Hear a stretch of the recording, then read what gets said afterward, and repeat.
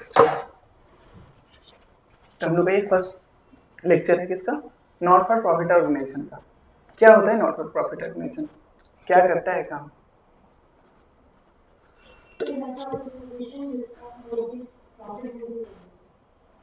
Right. हम लोग 11 में क्या करते थे, हम लोग 11 में क्या करते थे, किसका अकाउंटिंग करते थे? याद करो किसका अकाउंटिंग करते थे? Sole proprietor. सोल प्रोप्राइटर बोले तो एक सेठ हुआ करता था, एक सेठ एक ओनर हुआ करता था, और इसी ओनर का हम लोग अकाउंटिंग किया करते थे। एक ओनर था, ये क्या करता था, ये बिजनेस करता था, ठीक है, इसका बिजनेस हुआ करता था। कुछ सीखे थे एंटिटी कंसेप्ट, बिजनेस अलग है, बिजनेसमैन अलग है, थोड़ा बहुत ज्ञान की बातें किए थे, ठीक है। 11th में हम लोग क्या था, एक ओनर था और एक उसका क्या हुआ करता था, बिजनेस। हम लोग उसी बिजनेस से अकाउंटिंग करते थे, उससे ज्यादा हम लोग कुछ नहीं देखे। हम लोग देखे कि वही एक ओनर है, उसी का प्रॉफिट एंड लॉस अकाउंट बनाओ, उसी का बैलेंस शीट बनाते थे और उसी का अकाउंटिंग वगैरह हम लोग करते थे। अब हम लोग क्या सीखे, अब बिजनेस में होता क्या है, जनरली क्या होता है, इस टाइप के बिजनेसेस में क्या हुआ करते हैं, इस टाइप के बिजनेसेस में एक ही ओनर होते हैं और उसकी सारी अकाउंटिंग हम लोग करते हैं। लेकिन यहाँ पे क्या करना है, अब यहाँ पे डिफरेंट डिफरेंट टाइप के एंटिटी आपको देखने को मिलेंगे। कहाँ? 12th में। 12th में आपको डिफरेंट डिफरेंट टाइप की एंटिटी आपको देखने को मिलेंगे, जिसमें पहला एंटिटी का नाम क्या है, NPO, not for profit organisation. Suppose मैंने एक NPO बनाया और उसका नाम है, ठीक है, इसका नाम है कुछ क्या, रोहित फाउंडेशन। क्या नाम है इसका, रोहित फाउंडेशन,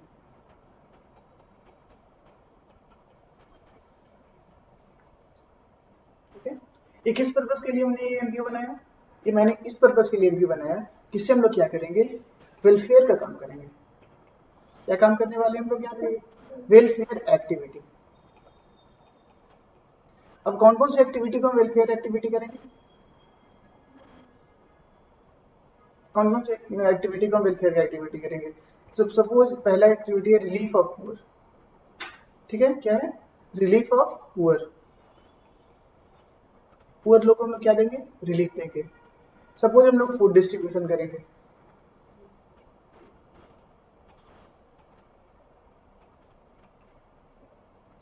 हम लोग स्टडी रिलेटेड फील्ड्स में हम लोग क्या करेंगे, अपना वेलफेयर एक्टिविटी देंगे। जैसे हमें फ्री में क्लासेस पढ़ाएंगे, ठीक है, रोहित फाउंडेशन क्या करेगा, आप लोग को फ्री में क्लासेस पढ़ाएगा। तो हम लोग जो क्लासेस पे, हम लोग जो स्टडी पे आपको जो एक्सपेंस कर रहे हैं, वो किस टाइप की एक्टिविटी कहलाएगी, स्टडी से रिलेटेड वेलफेयर एक्टिविटी कहलाएगी, ठीक है। सपोज हम कोई स्पोर्ट्स टूर्नामेंट ऑर्गेनाइज कर रहे हैं, तो ये भी क्या हमारा वेलफेयर एक्टिविटी है, स्पोर्ट्स एक्टिविटी, ठीक है। और क्या, आर्ट एक्टिविटी। आर्ट एक्टिविटी बोले तो हम लोग डांस के फील्ड में कुछ अच्छा करेंगे, ठीक है। एक डांस का क्या बोलते हैं, वो एक जो होता है, कोरियोग्राफर नहीं, डांस का हम लोग कंपटीशन करवाएंगे, जिसमें जो स्टेट्स के लोग लोकल डांसर्स वगैरह होंगे उसको हम लोग प्रमोट करेंगे, promotion of art, promotion of culture, इस टाइप की चीजों को हम लोग क्या करेंगे, वेलफेयर करवाएंगे। और क्या, और भी किसी तरह का काम, और भी एक्सेट्रा। वेलफेयर एक्टिविटी में कोई एंड है क्या, कुछ भी वेलफेयर एक्टिविटी करेंगे। तो रोहित फाउंडेशन क्या करेगा, ये इससे इतने टाइप की वेलफेयर एक्टिविटी करेगा, ठीक है। अब यहाँ पे पहले क्या हुआ करता था, एक ओनर हुआ करता था, पहले क्या हुआ करता था, एक ओनर हुआ करता था। अब इतना बड़ा वेलफेयर एक्टिविटी करेंगे तो क्या कोई अकेला एक बंदा काम कर सकता है, क्या रोहित अकेले मिलकर इतना काम कर सकता है कि पुअर लोग को फूड भी बांटे, किसी का स्टडी पे भी ध्यान दे, कोई टूर्नामेंट भी करवा दे, स्पोर्ट्स टूर्नामेंट, कोई डांस डांस कंपटीशन भी करवा दे, ऐसा तो पॉसिबल नहीं है। तो यहाँ पे ऑब्वियसली क्या होंगे, मेरे साथ और भी लोग क्या होंगे, मेरे साथ जुड़ेंगे। ये रोहित फाउंडेशन में क्या करेंगे, और भी लोग मेरे साथ जुड़ेंगे, ठीक है। और ये लोग क्या कहलाएंगे, सारे के सारे लोग, ये लोग सारे के सारे लोग क्या कहलाएंगे, मेंबर्स, ठीक है। ये सारे के सारे लोग मेंबर्स कहलाएंगे।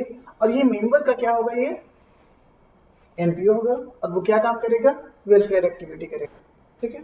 अब सर एक बात बताइए, ये जो एनपीओ का आपने नाम लिखा रोहित फाउंडेशन, ये किस फॉर्म में हो सकता है? पहले तो देखिए जो ओनर था वो किस फॉर्म में बिजनेस कर रहा था? वो बिजनेस कर रहा था सोल प्रोप्राइटरशिप फॉर्म में। तो हो सकता है यहाँ पे भी कोई फॉर्म हो सर। हाँ, कौन कौन से फॉर्म में हो सकता है? ये दो फॉर्म में जनरली होता है। पहला फॉर्म होता है इसका ट्रस्ट, या तो ट्रस्ट बना के लोग काम करते हैं, और दूसरा क्या होता है? Society, cooperative society. इसे आप सोसाइटी लिख लो। सोसाइटी का फॉर्म में ये क्या कर सकते हैं? काम कर सकते हैं। ठीक है,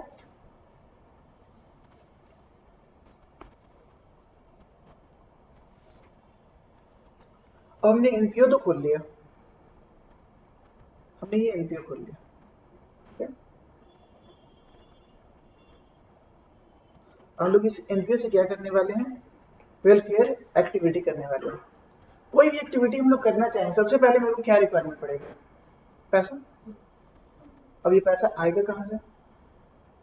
तो हम लोग क्या यहाँ पे देखने वाले हैं? हम लोग यहाँ पे देखने वाले हैं कि what are the sources of finance, मतलब कि कहाँ से फंड्स आने वाले, sources of funds for whom? NPO. जब तक पैसा नहीं आएगा तब तक वेलफेयर एक्टिविटी थोड़ी होता है।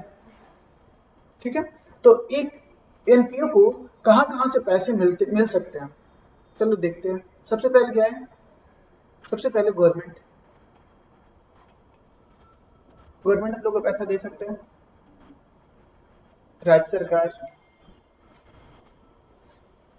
ठीक है, हम लोग कहाँ से पैसे मिलेगा? सेंट्रल गवर्नमेंट, स्टेट गवर्नमेंट, ये सब लोगों से क्या मिलेगा? मुझे फंडिंग मिल सकता है। तो इसको हम लोग क्या बोलते हैं? जो गवर्नमेंट से फंडिंग मिलता है उसको हम लोग नाम दिए हैं, उसको हम लोग नाम दिए क्या? ग्रांट्स। गवर्नमेंट हम लोग क्या दे सकते हैं? ग्रांट्स। कहाँ कहाँ से फंड्स आ सकते हैं? सबसे पहले फंड का जो सोर्स मेरे को मिला वो कौन मिला? गवर्नमेंट। गवर्नमेंट हम लोग को पैसे देगी, उसको हम लोग क्या बोलते हैं प्यार से? ग्रांट्स बोलते हैं। और कौन लोग हमको पैसे दे सकते हैं? वो जो मेंबर मेरे साथ जुड़े थे। सपोज हम लोग 3 मेंबर्स जुड़े, रोहित, भानु सर और कोई एक टीचर। ठीक है, तीनों मेंबर मिलकर के हमने क्या बनाया? एनपीओ बनाया। तो ये मेंबर क्या नाम के मेंबर्स, ये लोग भी पैसे देंगे? पैसे देंगे। तो ये लोग जो पैसे देंगे उनको हम लोग क्या बोलेंगे? ये कौन है हमारे? बस ये लोग जो हम लोग को पेमेंट करेंगे, ये जो हम लोग जो पैसे देंगे, इसको हम लोग ये डिफरेंट डिफरेंट नेम से हम लोग को पैसे दे सकते हैं। सबसे पहले ये लोग क्या देंगे? ये लोग सबसे पहले मेंबरशिप फी देंगे। मेंबर है तो क्या देगा सबसे पहले? Membership fee. नाम सुना होगा मेंबरशिप फी। कोई भी क्लब आप ज्वाइन करते हो तो मेंबरशिप फी देना पड़ता है, कोई भी जिम ज्वाइन करते हो तो मेंबरशिप फी देना पड़ता है। ठीक है, और क्या दे सकते हैं? Annual subscription. Annual subscription. सबसे पहले क्या था? Membership fee. आप कहीं मेंबर बनते हैं तो मेंबर बनने का क्या होता है? एक चार्ज होता है। वो सबसे पहले क्या दिया? मेंबर लोग सबसे पहले मेंबरशिप चार्ज दिया। उसके बाद क्या दिया? Annual subscription. सब्सक्रिप्शन का नाम कभी सुना है पहले? क्या होता है? Dish TV subscription? वो नहीं, सब्सक्रिप्शन लाइक ए चंदा। हम लोग क्या कोई एनजीओ ज्वाइन किया तो हम लोग क्या देंगे? चंदा देंगे। उसे क्या बोलते हैं हम लोग? सब्सक्रिप्शन। और क्या? Entrance fee. इंट्रेंस फी दे सकते हैं। एक मेंबर जब एनजीओ में एंटर करेंगे, मतलब नया नया मेंबर बनेगा, तो वो क्या लेकर के आएगा? सबसे पहले इंटरेस्ट फी लेकर के आएगा। दो सोर्स समझ गए? सबसे पहले गवर्नमेंट, दूसरा कौन देता है? मेंबर देता है। और कौन दे सकता है? पुराना मूवीज देखिए, इन्हीं लोग को ट्रस्टी बोलते हैं। Member trustee are same. ठीक है, ट्रस्टी मतलब जो जितने लोग मेंबर्स हैं, इनिशियल जो मेंबर्स होते हैं उन्हीं को हम लोग क्या बोलते हैं? ट्रस्टीज बोलते हैं। जो ट्रस्ट को फॉर्म करते हैं उनको क्या बोलते हैं हम लोग? ट्रस्टीज। तो मेंबर ट्रस्टीज एक में ही कंसीडर करते हैं हम लोग। उसके बाद क्या है? उसके बाद आपने पुराना मूवी देखे होंगे, उसमें एक बुड्ढा होता है। ठीक है, ठीक है, क्या होता है? मर जाता है। सर हमेशा आप मरवाते रहते हैं, पिटवाते रहते हैं। एक बुड्ढा क्या होता है? मर जाता है। अब मरते मरते टाइम क्या लिखता है? वसीयत। हाँ, बहुत सारे मूवी लोग देखे हैं, मरते मरते वो क्या लिखा? वसीयत। अपना लॉयर को बुलाते हैं, मरने से पता नहीं, मरने से पहले 2-4 घंटा पहले लॉयर बुला लेते हैं। हमेशा मोस्टली लोग देखे सिनेमा में, मरने से 2-4 घंटा पहले या 2-3 दिन पहले वो क्या बुला लेगा? लॉयर। अब बोलेगा जो मेरा 10 करोड़ का संपत्ति है, इसमें से 8 करोड़ तो बांट दो मेरे बच्चों के बीच में और 2 करोड़ कहाँ दे दो, ट्रस्ट में। ऐसे सुनते हैं कि मतलब क्या 20% अपने स्टेट को क्या कर दिया उन्होंने, डोनेट कर दिया एक वेल नोन ट्रस्ट में। तो ये जो पैसा, ये जो बंदा मरा, ये जो बुड्ढा मर गया और इसका पैसा कहाँ गया, ट्रस्ट को मिला, इसको क्या बोलते हैं?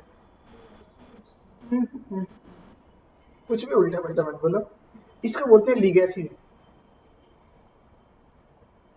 इसको क्या बोलते हैं, लीगेसी। तो 3 फॉर्म हम लोग देख लिए। सबसे पहला क्या, सबसे पहला गवर्नमेंट का ग्रांट मिला, उसके बाद क्या मिला, मेंबर्स लोग से मेंबरशिप फी मिला, एनुअल सब्सक्रिप्शन मिला, और क्या मिला, एंट्रेंस फी मिला। एक और देखे तो क्या था, लीगेसी। और कहीं से पैसा आ सकता है कि तुम लोग जनरल पब्लिक है, तुम लोग भी दे सकती है क्या मेरे ट्रस्ट को, मेरे एनपीओ को दान दे सकती है? तुम लोग कौन है, तुम लोग जनरल पब्लिक है,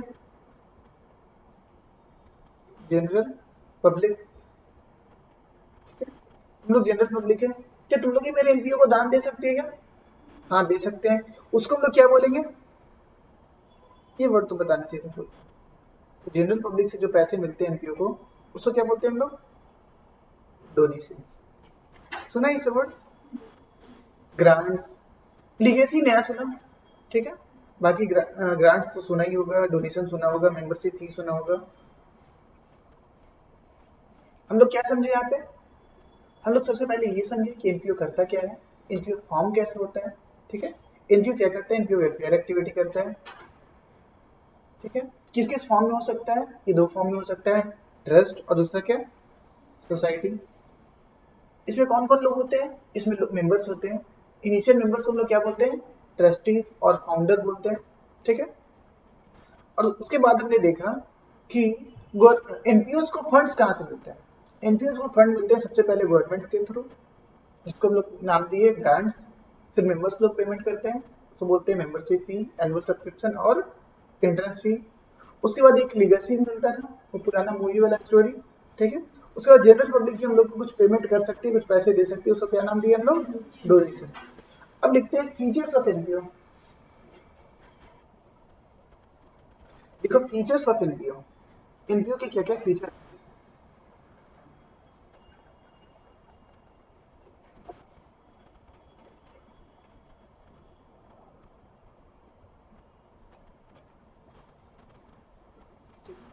एनपीओ के हम लोग फीचर्स देखेंगे, एनपीओ के फीचर्स क्या क्या होते हैं।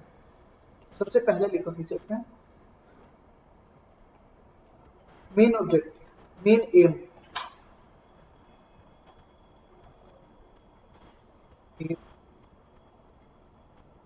वेलफेयर,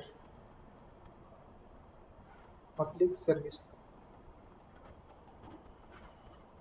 ठीक है। मेन एम क्या होता है ट्रस्ट का, ऐसे हम प्रॉपर नोट्स टाइप का नहीं दिखा रहे हैं, हम समझाते हुए दिखा रहे हैं, तुम लोग के बुक्स में प्रॉपर एक्सप्लेन्ड है, ठीक है। मेन एम क्या होता है एनपीओ का, वेलफेयर करना। किसके कहाँ कहाँ वेलफेयर हम लोग करवाए थे, एजुकेशन में, ठीक है, स्पोर्ट्स में, कल्चर में, कल्चरल एक्टिविटी,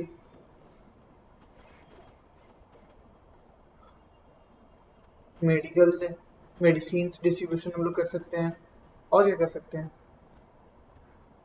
फूड डिस्ट्रीब्यूशन कर सकते हैं, ठीक है। ये हमारा क्या होता है, ट्रस्ट का मेन एम होता है, ठीक है। उसके बाद कौन कौन से फॉर्म में ट्रस्ट हो सकता है, सब कुछ हम समझा चुके हैं, बस उसी को लिख रहे हैं। कौन से फॉर्म में ट्रस्ट ये हो सकता है अपना, कौन कौन से फॉर्म में बताए थे, ट्रस्ट नहीं, ट्रस्ट एंड सोसाइटी, 2 फॉर्म में ये क्या हो सकता है, मेरा एनपीओ हो सकता है। और क्या होता है ट्रस्ट का, सेपरेट लीगल एंटिटी होता है। ये वर्ड सुना है आपने कभी, सेपरेट लीगल एंटिटी। 11 में बहुत बार ये वर्ड हम लोग यूज कर चुके हैं, स्टिल 12th में पहली बार आया है, तो हम आपको समझा देते हैं। क्या है सर, एनपीओ का सेपरेट लीगल एंटिटी क्यों है। ये हमारा एनपीओ था, ठीक है, विद फाउंडेशन, और यहाँ पे इसके इतने सारे मेंबर्स थे। तो क्या ये जो मेंबर है और ये एनपीओ है, दोनों सेम है क्या, दोनों का अलग अलग गवर्नमेंट के नजर में पहचान है, इसको हम लोग क्या बोलते हैं, सेपरेट लीगल एंटिटी। मतलब लोगों के अलग अलग पहचान है, मेंबर्स अलग है, एनपीओ एक है, ठीक है। तो मेंबर्स को एनपीओ से अलग माना जाता है, इसलिए एनपीओ क्या है मिला है हमारा, सेपरेट लीगल एंटिटी माना जाता है, ठीक है। उसके बाद क्या है, इसको मैनेज कौन करते हैं। सपोज मेरा एनपीओ है 50 मेंबर है, ठीक है। मेरे एक एनपीओ है उसमें 50 मेंबर्स हैं।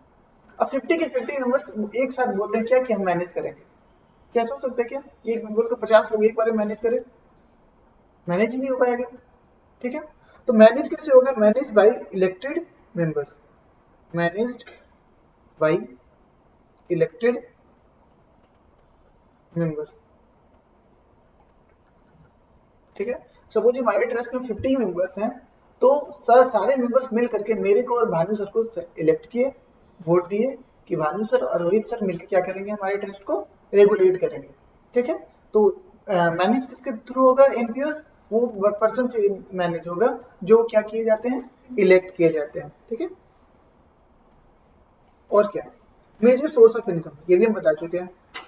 मेजर सोर्स ऑफ इनकम क्या होता है,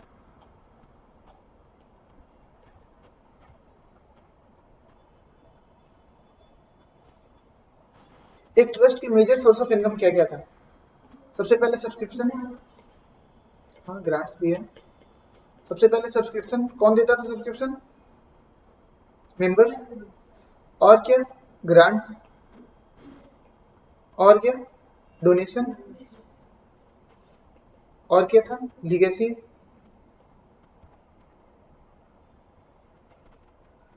और क्या, एंट्रेंस फी।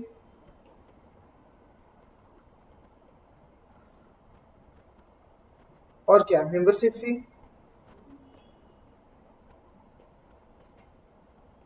क्या आप नया सीख रहे हैं क्या, बता चुके हैं ऑलरेडी। और क्या, सपोज मेरा ट्रस्ट था, हमने अपने ट्रस्ट में कुछ फंड्स थे, मैंने उसको कहीं इन्वेस्ट करके रख दिया, तो वो इन्वेस्टमेंट से भी तो मेरे को रिटर्न मिलने वाले हैं, तो ये मेरा क्या है, मेजर सोर्स ऑफ इनकम है। तो लिखो income from investment.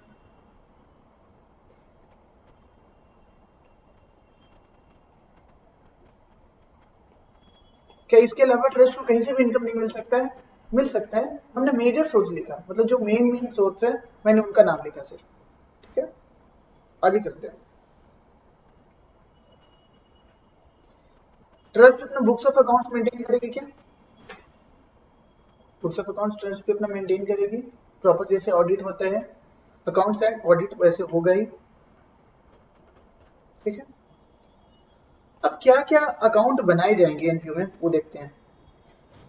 Forms of account, forms of account, क्या क्या अकाउंट बनाए जाएंगे एक एनपीओ के द्वारा। तो सबसे पहले एनपीओ एक बनाता है, उसको बोलते हैं receipt and payment account, receipt and payment account. Sir मेरे को फॉर्मेट बनवा दीजिए, फॉर्मेट से हम लोग याद कर लेंगे फिर उसे बना देंगे। फॉर्मेट लिखा है क्या, फॉर्मेट तो तुम लोग बना लेंगे खुद से। Receipt and payment account 11th में ये चीज पढ़ चुके हैं क्या, रिसिप्ट एंड पेमेंट अकाउंट ना, नहीं पढ़े हैं, लेकिन इससे मिलता जुलता एक चीज पढ़े हैं, उसका नाम क्या था, कैश फ्लो। मिलता जुलता जो चीज पढ़े हैं उसका नाम क्या था, कैश फ्लो, ठीक है। उसके बाद ट्रस्ट बनाते हैं इनकम एंड एक्सपेंडिचर अकाउंट। क्या ट्रस्ट कोई बिजनेस करती है क्या, ट्रस्ट तो कोई बिजनेस नहीं कर रही है, वो सोशल वेलफेयर एक्टिविटी कर रही है। तो ये बात बोले कि ट्रस्ट क्या करता है, कमाई करता है, प्रॉफिट करता है, लॉस करता है, ये सुनने में थोड़ा गलत लगेगा। ट्रस्ट बिजनेस तो कर नहीं रहा है, आप बोल रहे हैं कि ट्रस्ट को इतना कमाई हो गया, इतना उसको लॉस हो गया, ऐसा तो नहीं। तो ट्रस्ट चूंकि ये बिजनेस नहीं करता है, वेलफेयर एक्टिविटी करता है, इसलिए ये प्रॉफिट एंड लॉस अकाउंट की जगह क्या बनाता है, इनकम एंड एक्सपेंडिचर, उसको पैसे कहाँ से आ रहे हैं और उसने पैसे कहाँ कहाँ खर्च करा है। ये किससे सिमिलर होता है 11th का, प्रॉफिट एंड लॉस अकाउंट से सिमिलर, ठीक है। और एज यूजुअल बैलेंस शीट तो सब लोग बनाते हैं, तो एनपीओ भी बैलेंस शीट तो बनाएगी, ठीक है।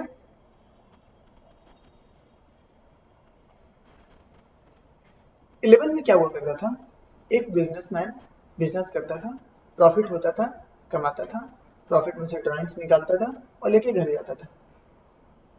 क्या ऐसा यहाँ पे नहीं होगा कि एनपीओ ग्रांट्स लिया, मेंबर से सब्सक्रिप्शन लिया, पब्लिक से डोनेशन लिया, ठीक है, और लीगेसीज भी लिया, हर तरफ से पैसा जुटाया और कहीं खर्च नहीं किया और बोला ये तो मेरा प्रॉफिट है, इसको कहाँ लेके जाएंगे? घर। ऐसा हो सकता है क्या कि मेंबर लोग इसलिए एनपीओ खोले कि पैसा लेके कहाँ जाए? घर। तो क्या इसका जो सरप्लस बचता है, एनपीओ का जो सरप्लस बचता है पैसा रिसीव और एक्सपेंस करने के बाद जो पैसा बचता है, क्या इसको घर लेके जा सकते हैं इसके मेंबर्स? नहीं। तो ऐसा लिखते हैं कि surplus distributed to the members, ऐसा लिख सकते हैं कि सरप्लस मेंबर को डिस्ट्रीब्यूट होगा? ऐसा तो नहीं होगा। तो क्या लिखो? Surplus not to be distributed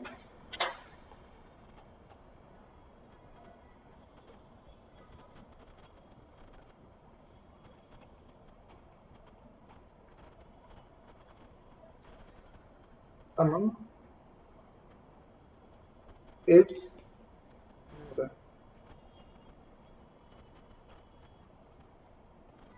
ठीक है, जो सरप्लस बचेगा एनपीओ में वो इसके मेंबर्स के बीच में डिस्ट्रीब्यूट होगा या नहीं होगा?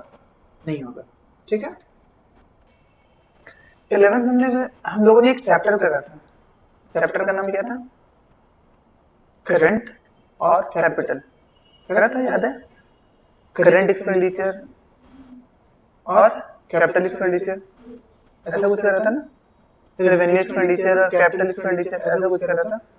ठीक है, करंट एसेट्स और करंट लायबिलिटी वगैरह था। ठीक है, हम भूल जाते हैं यार, कितना याद रखेंगे। ठीक है, तो रेवेन्यू एक्सपेंडिचर करा था और कैपिटल एक्सपेंडिचर करा था। आएगा, रेफरेंस आएगा उसका। हम लोग फॉर्मेट देखते हैं किसका? रिसिप्ट एंड पेमेंट अकाउंट का। कैसे बनेगा हमारा रिसिप्ट एंड पेमेंट अकाउंट? ठीक है, चलो देखते हैं। रिसिप्ट एंड पेमेंट अकाउंट, पहले ब्रैकेट में इसको क्या लिख दो? Similar to cash book.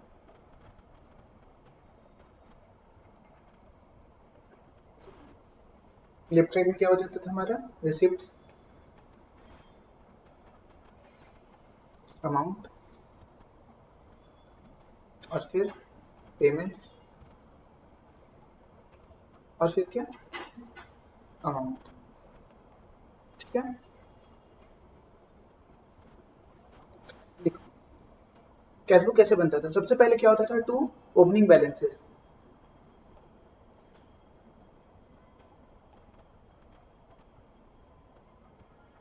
Cash book में क्या हुआ करता था? दो कॉलम हुआ करता था, कैश के लिए अलग और बैंक के लिए अलग। कैश और बैंक के लिए अलग अलग हम लोग कॉलम बना के रखते थे। यहाँ पे दो अलग अलग कॉलम है क्या? नहीं, तो दोनों एक ही में लिखना है। ठीक है, कैश और बैंक दोनों के ओपनिंग बैलेंसेस को हम लोग कहाँ लिखना है? एक ही कॉलम में लिखना है। बहुत ज्यादा डिफरेंस आ गया कैश बुक से क्या? नहीं। और क्लोजिंग बैलेंस हम लोग कहाँ लिखते थे? यहाँ पे बाई क्लोजिंग बैलेंस। कौन कौन सा क्लोजिंग बैलेंस होगा? कैश और बैंक। कोई दिक्कत नहीं है।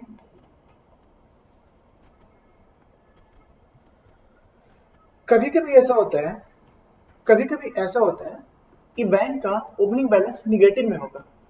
हो सकता है ना, ओवरड्राफ्ट कर लिया, बैंक बैलेंस निगेटिव हो गया, 100 रुपए का खर्च था, 200 रुपए का चेक काट, 100 रुपए का बैलेंस था, 200 रुपए का चेक काट दिया, मेरा बैंक में बैलेंस कितना हो गया? -100।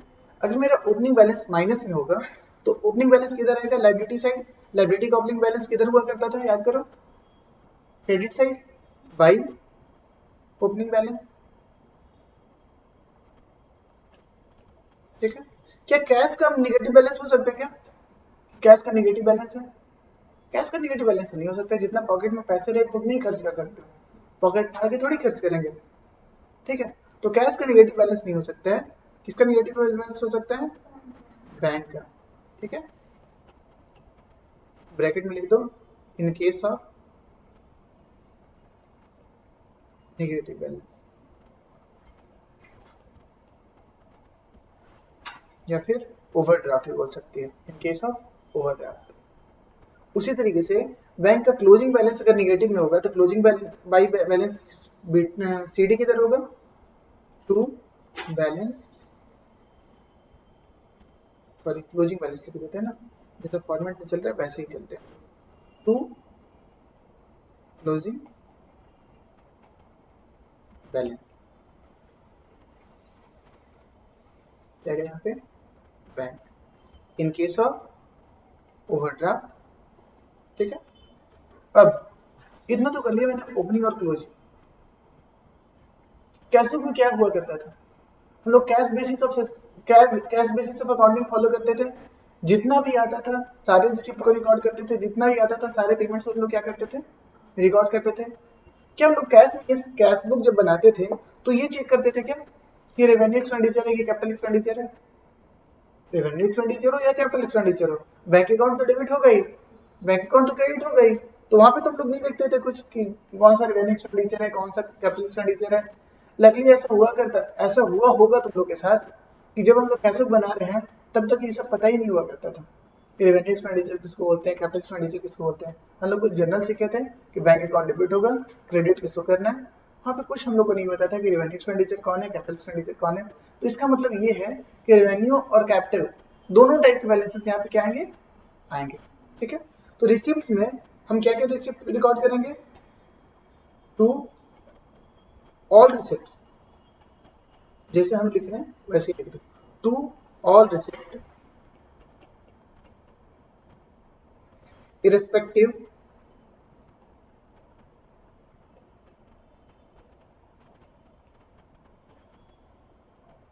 of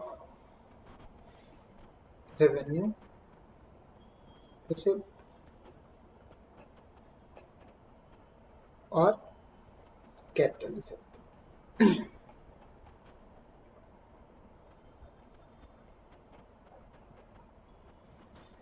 और बताओ, जो हम कैश बुक बनाया हुआ करते थे, सपोज कोई प्रीवियस ईयर का बैलेंस आ जाता था, पैसे आ जाते थे, सपोज कोई बैड डेट्स रिटर्न आता था लास्ट ईयर का, वो रिसीव हो जाता था, तो वो नहीं रिकॉर्ड करते थे क्या, ये बोल देते थे कि ये तो लास्ट ईयर का यार, इसको छोड़ो, इसको फाड़ के फेंक दो नोट, ऐसा तो नहीं है, उसको भी रिकॉर्ड करते थे। तो ये रिसिप्ट तो सारे आएंगे ही, कैपिटल हो या रेवेन्यू, ये भी नहीं सोचना है कि पुराने ईयर के आ रहे हैं, करेंट ईयर के आ रहे हैं या एडवांस में आ रहे हैं, सारे के सारे को रिकॉर्ड करना है। Every types of receipt will be recorded in receipt and payment account. तो all receipt irrespective of revenue receipt और capital receipt and weather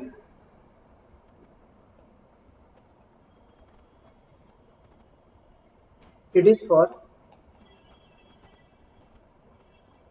current year,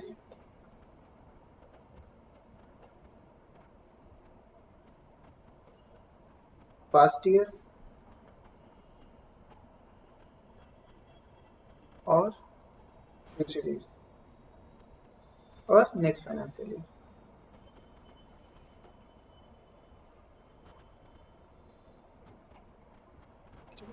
अभी तक हम लोग कुछ नया नहीं सीखे हैं, हम लोग बस 11th वाले चीजों को ही एक बार फिर से देख रहे हैं। और राइट हैंड साइड में क्या आएगा, पेमेंट्स आएगा। किस टाइप के पेमेंट्स, जैसे रिसिप्ट हर एक तरह का है, पेमेंट्स में क्या आएगा, हर एक तरह का आएगा। तो by payments, by all payments, all payments irrespective of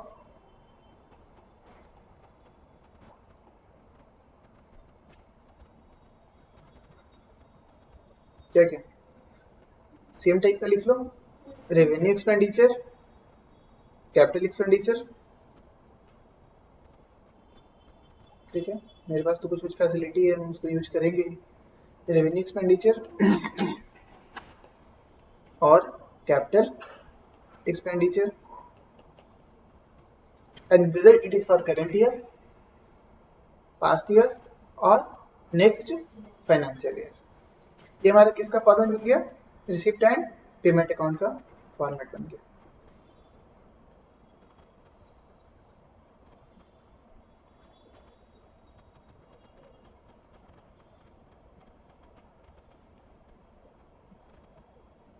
और एक कौन सा अकाउंट था?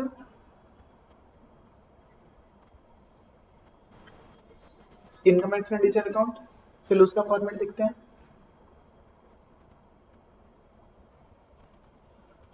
अब हम लोग को फॉर्मेट देखना है इनकम एंड एक्सपेंडिचर अकाउंट का, ठीक है। किससे मिलता जुलता फॉर्मेट होता है इनकम एंड एक्सपेंडिचर अकाउंट का? प्रॉफिट एंड लॉस अकाउंट से मिलता जुलता फॉर्मेट होता है। इधर क्या लिखेंगे? लेफ्ट साइड एक्सपेंडिचर और राइट साइड क्या तो बोलेंगे हम लोग? इनकम, ठीक है। अब इनकम साइड में लिखो बाई ऑल रेवेन्यू रिसीव्ड, ठीक है, with some adjustments. Adjustment words एक जगह और सुना था। फाइनेंशियल स्टेटमेंट जब प्रॉफिट एंड लॉस अकाउंट बनाया करते थे, बैलेंस शीट बनाया करते थे, तब ये वर्ड हमने पहले भी सुना था, ठीक है। इनकम एंड एक्सपेंडिचर में क्या आएगा? All revenue receipt with some adjustment. देखा जाएगा क्या एडजस्टमेंट होने वाले। और कोई अदर इनकम आया? इन अदर इनकम,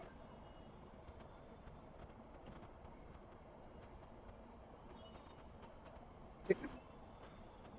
और एक्सपेंडिचर में क्या आएगा? To all revenue expenditure with some adjustment. तो क्या बात कर रहे हैं, सम एडजस्टमेंट वगैरह, ठीक है, लिखा जाएगा। अभी लिख लेते हैं सिर्फ। और उसी तरीके से एनी अदर एक्सपेंसेस।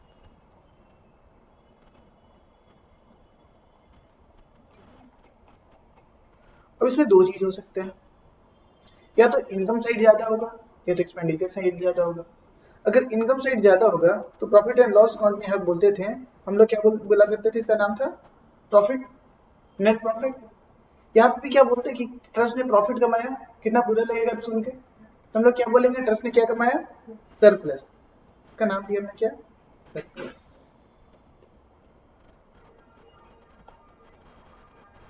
और अगर एक्सपेंडिचर ज्यादा कर दिया और इनकम कम रहा तो इसे क्या बोलेंगे हम लोग? डेफिसिट। इसका नाम हम लोग क्या दिया? Deficit, DEFICIT, deficit. अगर लॉस हुआ तो क्या हुआ? डेफिसिट। और इनकम हुआ तो क्या हुआ? सरप्लस। क्या दोनों का दोनों हो सकता है क्या एक बार में?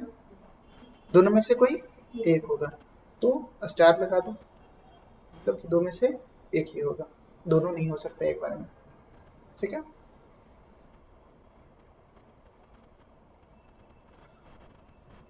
कुछ आपके वर्किंग के लिए दो होमवर्क लिखो जो आपको घर से करके लाना है। अभी छुट्टी नहीं हो रहा है, स्टिल आपके लिए homework. Difference between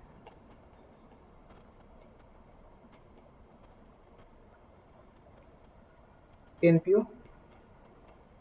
and profit making organisation.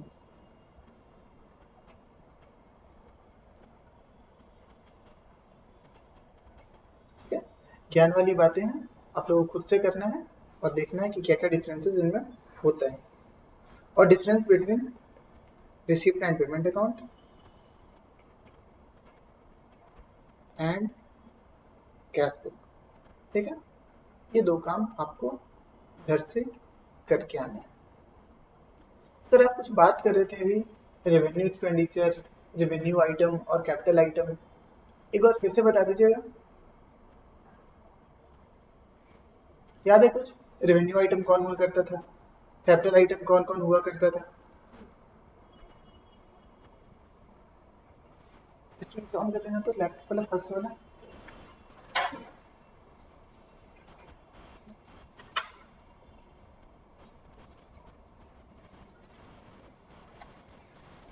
कुछ नहीं हुआ। सर एक बार मेरे को बता दीजिए रेवेन्यू आइटम कौन हुआ करता था और कैपिटल आइटम कौन हुआ करता था। सपोज एक एग्जांपल लेते हैं,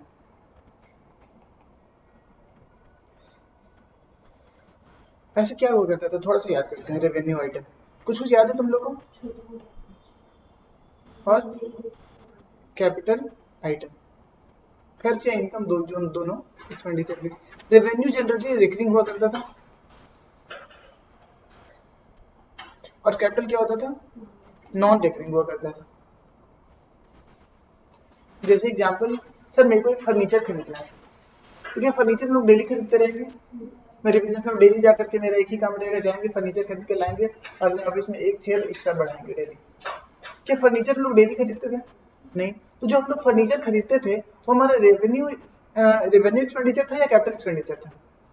कैपिटल एक्सपेंडिचर था। लेकिन हम लोग क्या करते थे, सैलरी देते थे, अपने स्टाफ को सैलरी देते थे, हर एक महीने सैलरी देते थे। तो क्या ये मेरा कोई कैपिटल एक्सपेंडिचर है? नहीं, ये मेरा रेवेन्यू एक्सपेंडिचर है। हम लोग बार बार इसको करते हैं, ठीक है। और क्या है, और बताओ कुछ।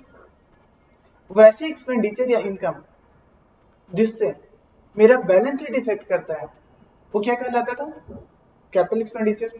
बैलेंस शीट बोले तो अगर एसेट्स एंड लायबिलिटी, एसेट्स बोले तो fixed assets, fixed assets and liability मेरा अगर इफेक्ट करते हैं वो हमारा क्या कहलाता है, कैपिटल एक्सपेंडिचर। और अगर मेरा इनकम और एक्सपेंडिचर अगर इसको इफेक्ट करता है, ये तो हमारा क्या कहलाता था, रेवेन्यू एक्सपेंडिचर कहलाता था, ठीक है। सर एग्जांपल बताइए ना, कैपिटल आइटम का एग्जांपल बताइए। सबसे पहले क्या था, सबसे पहले रेवेन्यू, चलो रेवेन्यू आइटम देखते हैं। रेवेन्यू आइटम में क्या क्या था, रेवेन्यू सबसे पहले तो रेवेन्यू दो हो सकता था, रेवेन्यू एक्सपेंडिचर और कैपिटल एक्सपेंडिचर। उसके बाद कैपिटल आइटम भी दो हो सकता था, कैपिटल एक्सपेंडिचर और कैपिटल रिसिप्ट,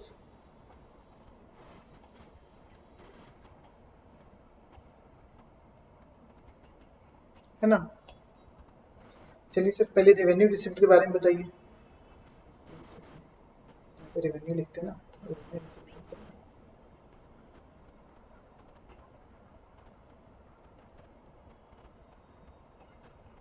हमने कोई सेल किया, पैसे आए, ये क्या है हमारा, रेवेन्यू रिसिप्ट है। हमने कोई इंटरेस्ट इनकम कमाया, ये मेरा क्या है, रेवेन्यू रिसिप्ट है। हमने कोई मेरा कोई इनकम पे इन्वेस्टमेंट पे इनकम हो गया, इनकम फ्रॉम इन्वेस्टमेंट, ये मेरा क्या है, रेवेन्यू रिसिप्ट है। इस केस में हम लोग के रेवेन्यू रिसिप्ट कौन है, हम लोग का सब्सक्रिप्शन मिला, क्या है हमारा, रेवेन्यू रिसिप्ट है। हम लोगों को कोई ग्रांट्स मिला, ये हमारा क्या है, रेवेन्यू रिसिप्ट है। ग्रांट में थोड़ा सा डाउटफुल है, आगे तुम लोग को देखने को मिलेगा। ग्रांट कभी रेवेन्यू रिसिप्ट होगा, कभी कैपिटल रिसिप्ट होगा। क्लियर, ग्रांट्स को छोड़ देते हैं। हम लोग को कोई डोनेशन मिला, ये क्या है हमारा, रेवेन्यू रिसिप्ट है। उसी तरीके से कैपिटल रिसिप्ट क्या होगा, हमने कोई बैंक लोन लिया, क्या ये मेरा रेवेन्यू रिसिप्ट है, बैंक लोन लिया, क्या ये मेरा कोई इनकम है क्या, नहीं, ये मेरा क्या है, एक लाइबिलिटी बढ़ गया, ये हमारा रेवेन्यू रिसिप्ट कहलाएगा या नहीं कहलाएगा, नहीं कहलाएगा। और क्या क्या हो सकता है, हमने कोई कैपिटल लिया, कोई कैपिटल आया, कॉर्पस रिसीव, एनपीओ में कैपिटल को क्या नाम दिया गया है, कॉर्पस। हमने कोई कॉर्पस रिसीव किया, तो क्या कहलाएगा हमारा, कैपिटल रिसिप्ट कहलाएगा, ठीक है। उसी तरीके से एक्सपेंडिचर, रेवेन्यू एक्सपेंडिचर और कैपिटल एक्सपेंडिचर में हम लोग देखते हैं। रेवेन्यू एक्सपेंडिचर में क्या किया, हमने सैलरी बांटा, क्या कहलाएगा हमारा, रेवेन्यू एक्सपेंडिचर। हमने क्या किया, हमने कोई वेजेस दिया, क्या कहता है, रेवेन्यू एक्सपेंडिचर। हमने कोई रिपेयर एंड मेंटेनेंस का खर्च किया, ये क्या कहलाएगा हमारा, रेवेन्यू एक्सपेंडिचर, ठीक है। और क्या, हमने कोई रेंट दिया, रेवेन्यू एक्सपेंडिचर। हमने क्या दिया, हमने कोई प्रोफेशनल फी दिया, रेवेन्यू एक्सपेंडिचर। हमने क्या दिया, हमने इलेक्ट्रिसिटी चार्जेस का पेमेंट करा, क्या वो रेवेन्यू एक्सपेंडिचर। हमने कोई मेडिसिन डिस्ट्रीब्यूट किया, क्या कहलाएगा, रेवेन्यू एक्सपेंडिचर। मतलब कि ये सब चीजें जो भी हो रही है वो रेकरिंग है, recurring in the nature of business, और बिजनेस के मेन ऑब्जेक्ट से बिलोंग कर रही है, ये हमारा क्या कहलाएगा, रेवेन्यू एक्सपेंडिचर। इस तरीके से कुछ कैपिटल एक्सपेंडिचर के बारे में ज्ञान देते थे। हमने कोई एसेट्स परचेज किया, जैसे हमने फर्नीचर परचेज किया, ये क्या हमारे रेवेन्यू एक्सपेंडिचर आएगा, फर्नीचर को लिख देंगे लोग प्रॉफिट एंड लॉस अकाउंट में, नहीं, ऐसा तो नहीं हो सकता है। और क्या है सर कैपिटल एक्सपेंडिचर, हमने क्या किया, हमने कोई लोन का रिपेमेंट कर दिया, लोन रीपेड, लोन जब लिए थे तो कैपिटल रिसिप्ट हुआ था, लेकिन लोन जब हम लोग रीपे करेंगे, रिपेमेंट करेंगे, तो क्या कहलाएगा, मेरा कैपिटल एक्सपेंडिचर कहलाएगा। और कुछ, और कुछ बताइए सर, और कोई एसेट्स परचेज किया, मतलब कि लाइक एसेट्स लिख ही दिया, लोन रिपेमेंट लिख ही दिया, है ना, ठीक है। ऐसे तो जनरली हम 11 में इसको बहुत डिटेल में बताया करते थे, बहुत एग्जांपल लेकर के, बहुत सारे रूल्स वगैरह था, ठीक है, हम लोग डिटेल में इस चैप्टर को पढ़े थे। अगर कोई कंफ्यूजन आ रहा है तो देख लो यूट्यूब पे, वो चैप्टर होगा ही, कैपिटल एंड रेवेन्यू रिसिप्ट, उसको एक बार देख लेना है और समझ लेना है, ठीक है, तो क्या था हमारा रेवेन्यू रिसिप्ट और कैपिटल रिसिप्ट। आज इससे ज्यादा लेकर के इस पॉइंट पे हम लोग आगे नहीं चल सकते हैं, ठीक है। तो सर एक बात बताइए, आपने ऐसा लिखा है कुछ कि रिसिप्ट एंड पेमेंट अकाउंट में हम लोग को क्या लिखना है, रेवेन्यू रिसिप्ट भी लिखना है और कैपिटल रिसिप्ट भी लिखना है ना, इस तरीके से रेवेन्यू एक्सपेंडिचर भी लिखना है और कैपिटल एक्सपेंडिचर भी लिखना है। बट हम लोग इनकम एंड एक्सपेंडिचर अकाउंट में सिर्फ किसका बात किए हैं, रेवेन्यू एक्सपेंडिचर का और रेवेन्यू रिसिप्ट का। क्या कैपिटल एक्सपेंडिचर कैपिटल रिसिप्ट का हम लोग बात किए हैं इनकम एंड एक्सपेंडिचर अकाउंट में, नहीं, ये कुछ नया हम लोग नहीं कर रहे, ये हम लोग कुछ नया नहीं कर रहे हैं। चलो हम लोग 11 से कनेक्ट करते हैं, आप लोगों को कनेक्ट भी होगा, ठीक है। एक सिंपल से जर्नल एंट्री,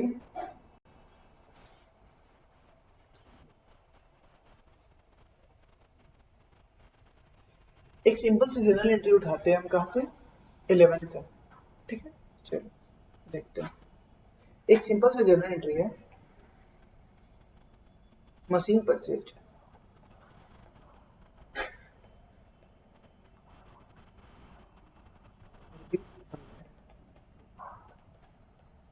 ठीक है। हमने जर्नल एंट्री क्या करना था, हमने जर्नल एंट्री करना था machine account debit to cash account, कितना, 1 लाख, ये जर्नल हुआ।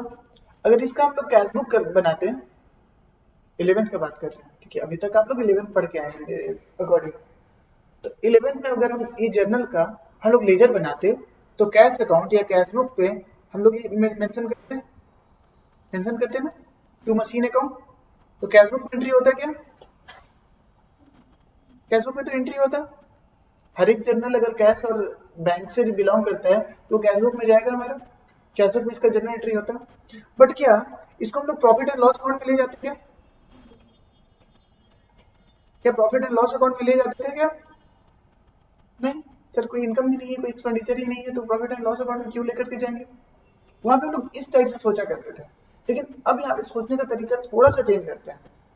प्रॉफिट एंड लॉस अकाउंट में तब जाएगा एंट्री जब वो रेवेन्यू आइटम होगा। तो क्या ये जो जर्नल हमने किया, ये जो एक्सपेंडिचर हमने किया, क्या ये रेवेन्यू एक्सपेंडिचर है या कैपिटल एक्सपेंडिचर है, ये कैपिटल एक्सपेंडिचर है, कैपिटल एक्सपेंडिचर। तो क्या प्रॉफिट एंड लॉस अकाउंट में जाएगा कैपिटल एक्सपेंडिचर, नहीं, प्रॉफिट एंड लॉस अकाउंट में सिर्फ क्या जाता है, रेवेन्यू एक्सपेंडिचर, तो प्रॉफिट एंड लॉस अकाउंट में ये नहीं जाएगा, नहीं जाएगा, तो सर ये डायरेक्टली कहाँ जाएगा, नहीं, कैश बुक में तो गया नहीं, ये डायरेक्टली कहाँ जाएगा, बैलेंस शीट में, बैलेंस शीट में तो मशीन का वैल्यू ऐड करेंगे ना, ठीक है। तो कैपिटल आइटम होता है तो किसको इफेक्ट करता है, बैलेंस शीट को इफेक्ट करता है, ना कि प्रॉफिट एंड लॉस अकाउंट को इफेक्ट करता है। तो 11th में हम लोग प्रॉफिट एंड लॉस अकाउंट का बात कर रहे थे, तो हम 12th में किस चीज का बात करेंगे, इनकम एंड एक्सपेंडिचर अकाउंट का। अगर सेम चीज एनपीओ में होता तो हम लोग क्या करते, इसको रिसिप्ट एंड पेमेंट अकाउंट में डालते, क्या डालते, लेकिन क्या उसको इनकम एंड एक्सपेंडिचर अकाउंट में डालते, नहीं डालते हैं। क्यों? क्योंकि ये रेवेन्यू आइटम नहीं है, वो डायरेक्टली कहाँ उसका पोस्टिंग होता है, हमारे बैलेंस शीट में पोस्टिंग होता है। ठीक है, उसी तरीके से rent paid, rent paid rupees 10,000, rent account debit to cash account, कितना? 10,000। ठीक है, ये हमारे कैश बुक में जाता है क्या? अगर कैश अकाउंट क्रेडिट हुआ तो कैश बुक में तो जाएगा ही, चाहे कुछ भी हो जाए। क्या यहाँ पे कैश बुक में जाने से हम लोग चेक कर रहे हैं कि कौन सा आइटम रेवेन्यू है, कौन सा आइटम कैपिटल है? नहीं। लेकिन हाँ, प्रॉफिट एंड लॉस अकाउंट में जाएगा कि नहीं, ये हमको चेक करना पड़ेगा कि क्या ये सर इनकम या एक्सपेंस दोनों में से कुछ एक है। तो हाँ, ये क्या है? एक्सपेंस है। अब 12th में इसको हम किस तरीके से सोचने के लिए बोले हैं? क्या ये रेवेन्यू आइटम है क्या? ये क्या है? रेवेन्यू एक्सपेंडिचर है। रेंट हमारा क्या है? रेवेन्यू एक्सपेंडिचर है। तो रेवेन्यू एक्सपेंडिचर कहाँ जाता था हमारा? प्रॉफिट एंड लॉस अकाउंट में जाता था। क्या ये बैलेंस शीट में जाता था क्या? या तो बैलेंस शीट में जाएगा या तो प्रॉफिट एंड लॉस अकाउंट में जाएगा, दोनों में से एक ही चीज जाएगा। अगर रेवेन्यू आइटम होगा तो प्रॉफिट एंड लॉस अकाउंट में जाएगा, और कैपिटल आइटम होगा तो कहाँ जाएगा? बैलेंस शीट में जाएगा। ठीक है, अभी तक के लिए इतना ही हम लोग रखते हैं। आगे जाकर के सही टाइम पे बंद भी आज बन जाएगा वैसे।